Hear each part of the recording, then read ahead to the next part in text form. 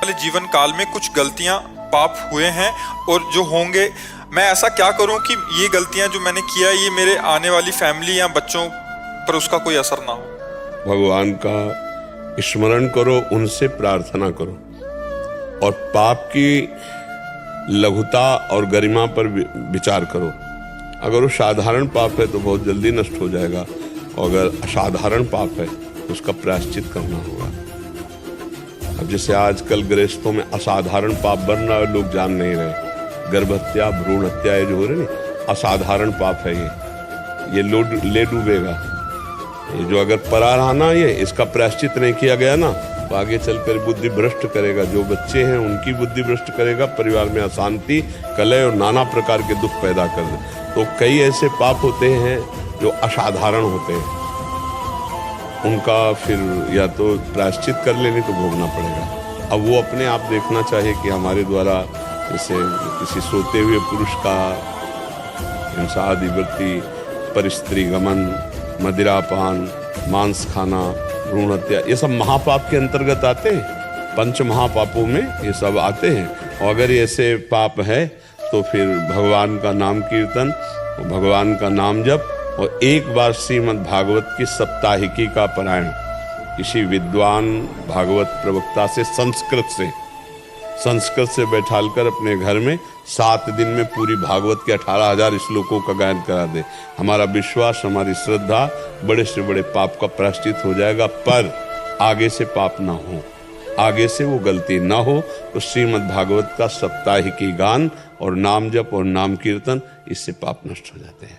तो एक बार अपने पूर्व पापों के चिंतन में देखे कि क्या क्या ऐसा, अगर ऐसा भ्रूण हत्या, गर्भ हत्या, कोई ऐसा पराई माता बहनों के साथ ऐसे अपराध बन गए हैं तो उन अपराधों का मोचन, क्योंकि हमें अंतिम समय तक भी भगवान की प्राप्ति का विश्वास दृढ़ रखना है।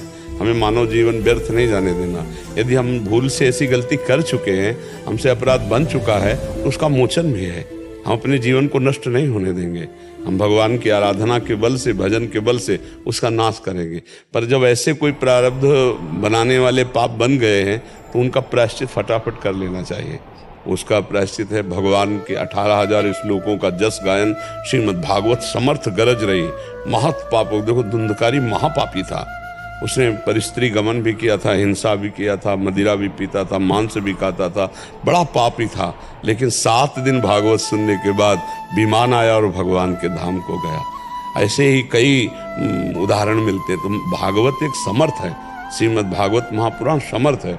हम हिंदी की बात नहीं कर रहे, संस्कृत मूल घर में बैठाल करके ब्राह्मण को भगवान की तरह आराधना करके और वो उच्च स्वर से गायन करे, उसको पर्याप्त भेंट दे दी जाए, पर 18,000 श्लोक पूरे गायन करें तो निश्चित सप्ताहिकी पारायण से बड़ा पाप नष्ट हो जाता है। और नाम कीर्तन, हम यस्य सर्व पाप प्रणाशनम, भगवान का नाम कीर्तन भी होना। और नाम जप करो तो पूर्व जितने संचित कर्म, इस जन्म के नहीं बहुत पीछे के, उनका भी नाश होकर भगवत प्राप्ति हो जाएगी। नाम जप, नाम कीर्तन और भगवान के गुणों का अनुष्ठान, ये बहुत जल्दी पापों का नाश कर देता है। भागवत कथा यहाँ वृंदावन भी श्रवण कर सकते। अरे इससे बढ़िया क्या है कि 7 दिन आकर वृंदावन वास करो और किसी भागवत प्रवक्ता से ऐसे करो। बहुत पर सत्य हमारा उद्देश्य समझ रहे हो, 18,000 श्लोक संस्कृत से होने चाहिए। 18,000 श्लोक का मूल पाठ होना चाहिए, उससे प्रायश्चित होता है। जहाँ शुद्ध भागवत कहीं हो जाती होगी तो वहाँ पाठ भी होता होगा। आप देख लेना।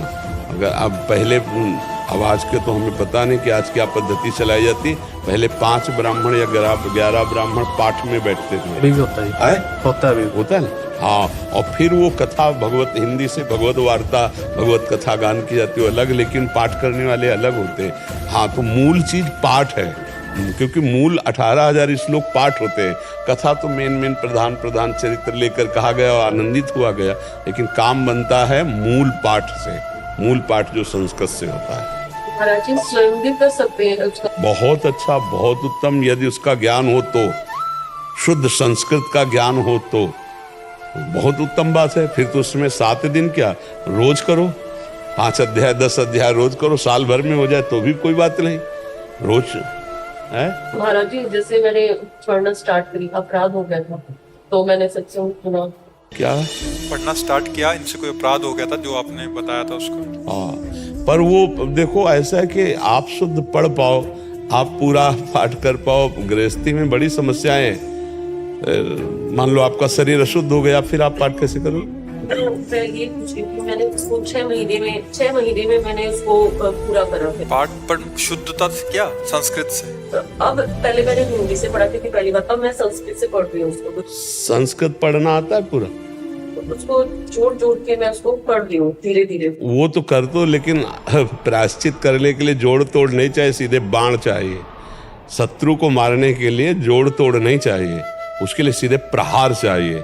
उसमें एक प्रायश्चित ये बनता है कि हमारा अर्थ जाता है, दूसरा प्रायश्चित बनता है कि हम उस विप्र की आराधना करते हैं, तीसरी बात ये होती कि वो पूर्ण रूप से 6 घंटे 7 घंटे जब पाठ करेगा तब 7 दिन में जाकर के हो पाएगा।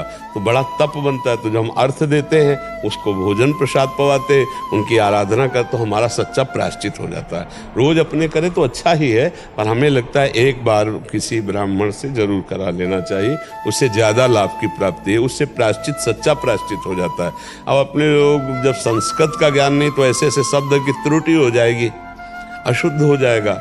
तो हमें लगता है कि अपने गुणगान करने में अशुद्ध हो जाए तो कोई बात नहीं अपने लिए, लेकिन जब अनुष्ठान कर रहे हैं तो उसमें त्रुटि नहीं होनी चाहिए। उसमें फिर किसी विद्वत ब्राह्मण को बुलाकर कर या जो श्रीमद् भागवत का प्रकांड ज्ञान रखता हो वही उसको कह सकता है, नहीं तो ऐसे